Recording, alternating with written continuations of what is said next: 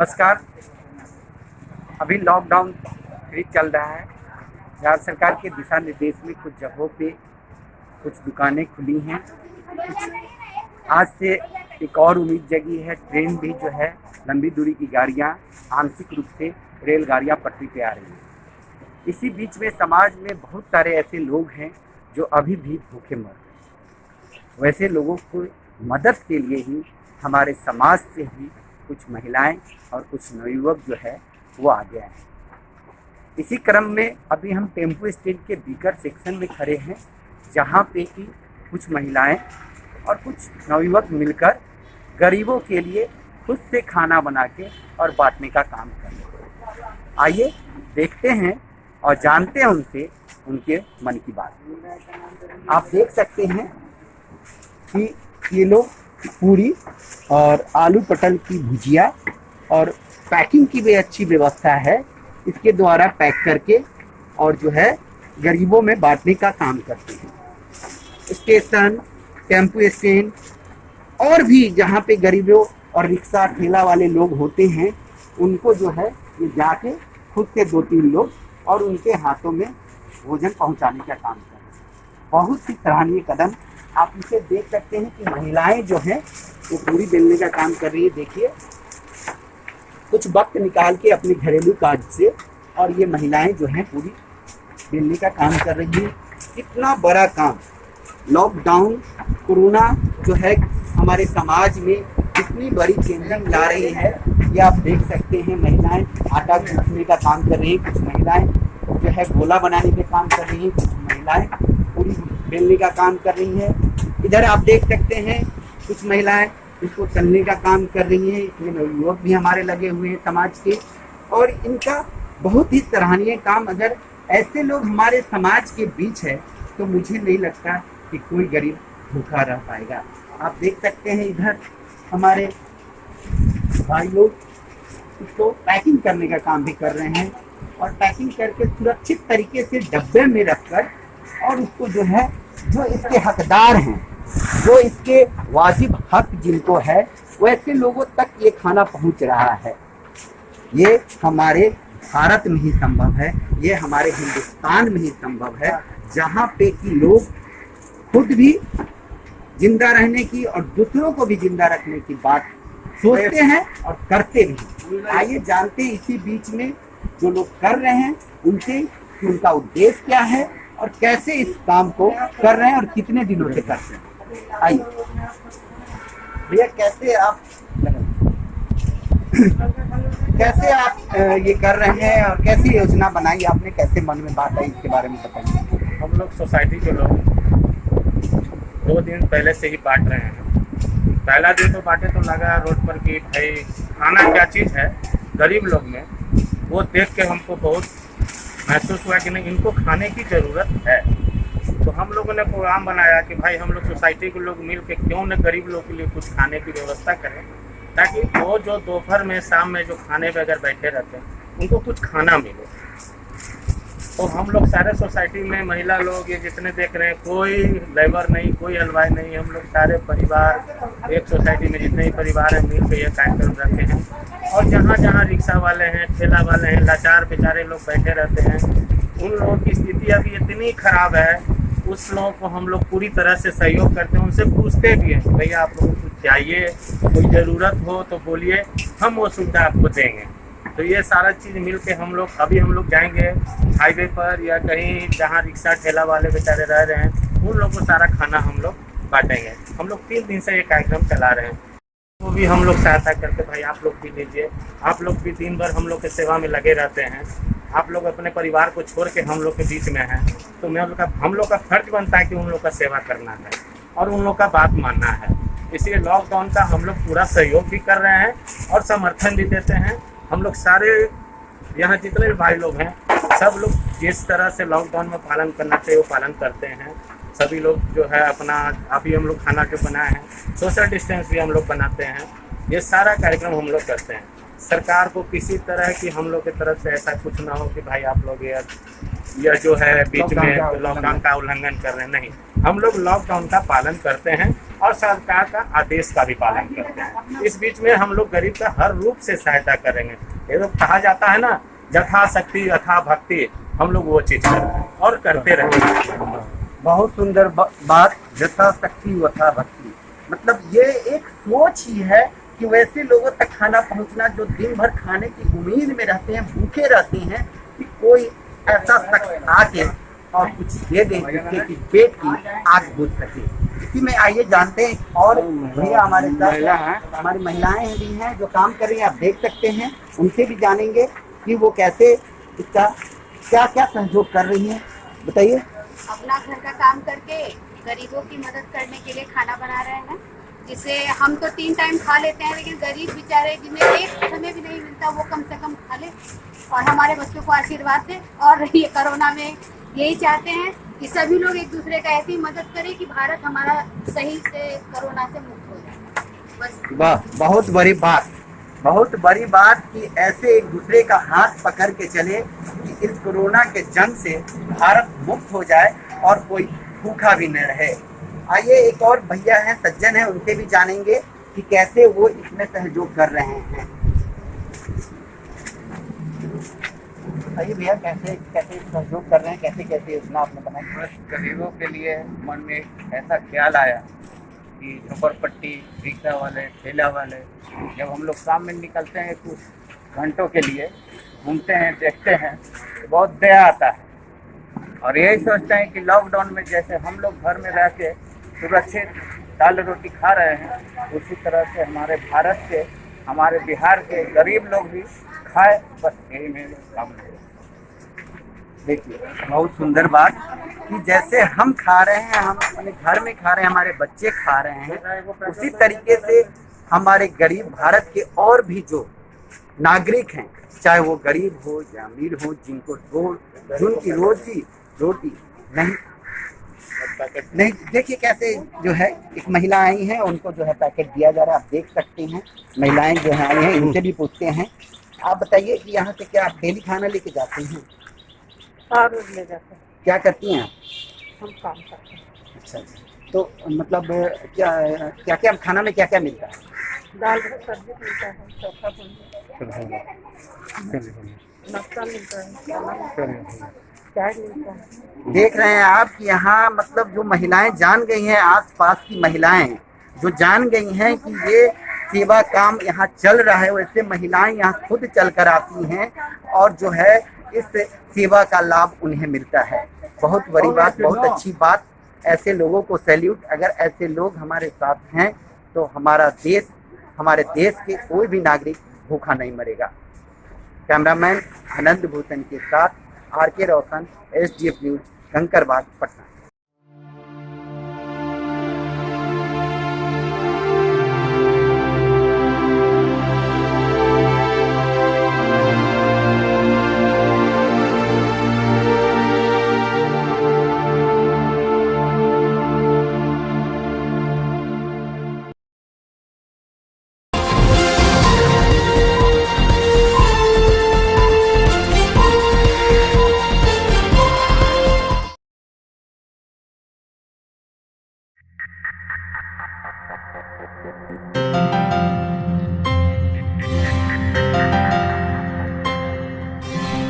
लड़खड़ा रहे थे कदम, कर्ज में आ गए थे हम, छा रहे थे गम के बादल, तब भी हारे कहाँ थे हम।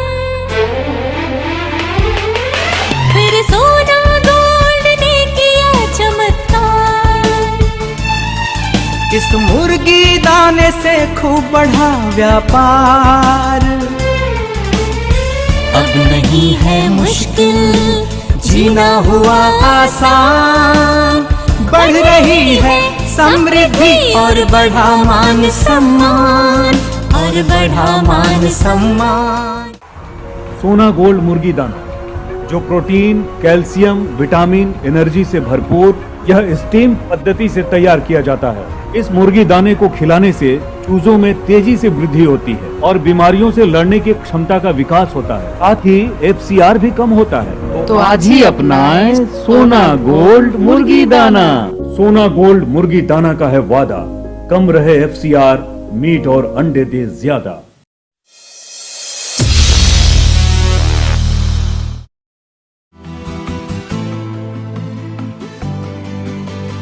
बेबस होकर देख रहा पर था ना कोई सहारा।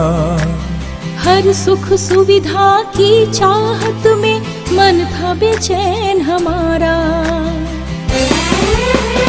और अचानक बदल गए दिन, सोना गोल्ड ने दिया जब साथ। रोग मुक्त हुआ पशुधन और बरसे दूध की अमृत धार। पोषक तत्व से भरा है ये, पशुओं का है संतुलित आहार। परिवार में आई खुशहाली, सुख से भर गया घर संसार। चाहिए गाढ़ा दूध तो भैया सोना गोल्ड ही लाना। बेहिचक बेफिक्र होकर सोना गोल्ड अपनाना। सोना गोल्ड अपनाना। सोना गोल्ड पशु आहार का वादा, तंदुरुस्त रहे पशु और दूध दे ज्यादा। सोना गोल्ड खिलाओ, खूब कमाओ।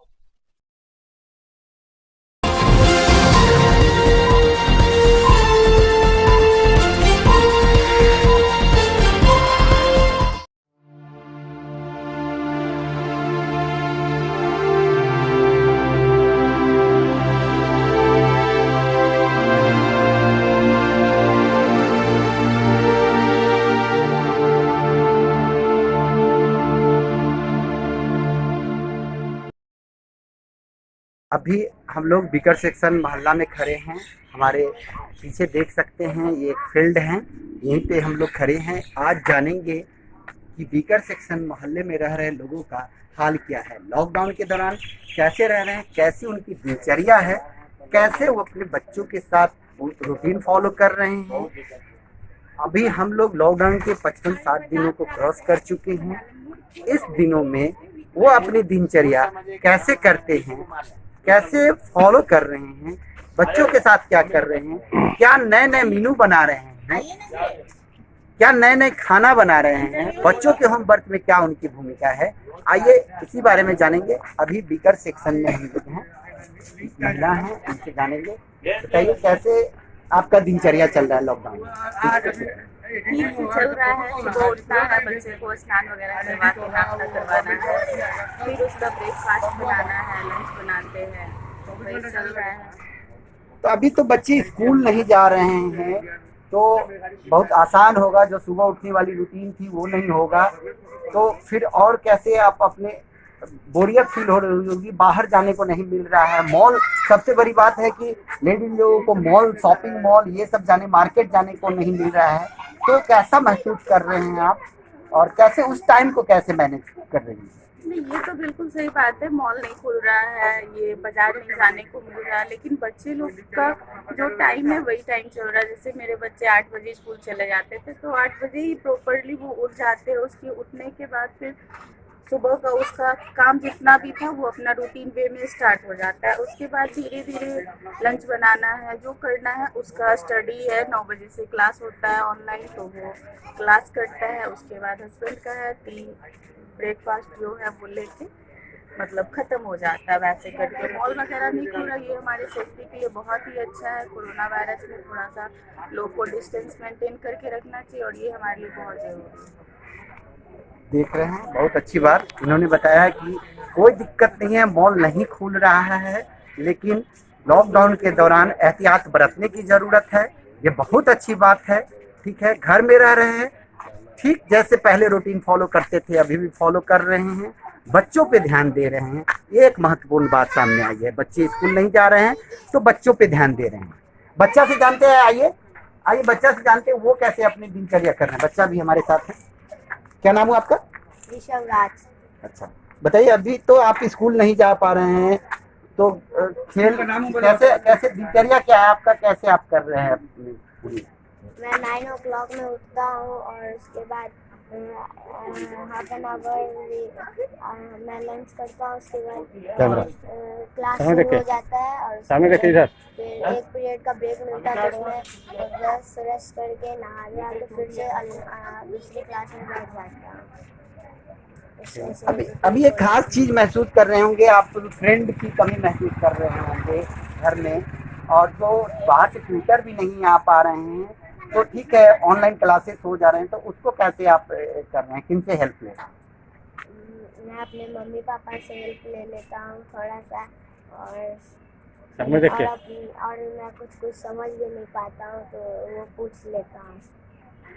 बहुत अच्छी बात, मम्मी पापा से हेल्प लेते हैं, बहुत अच्छी बात है, मम्मी पापा से हेल्प लेते हैं मतलब, और जो है अपनी दिनचर्या वैसे ही कर रहे हैं।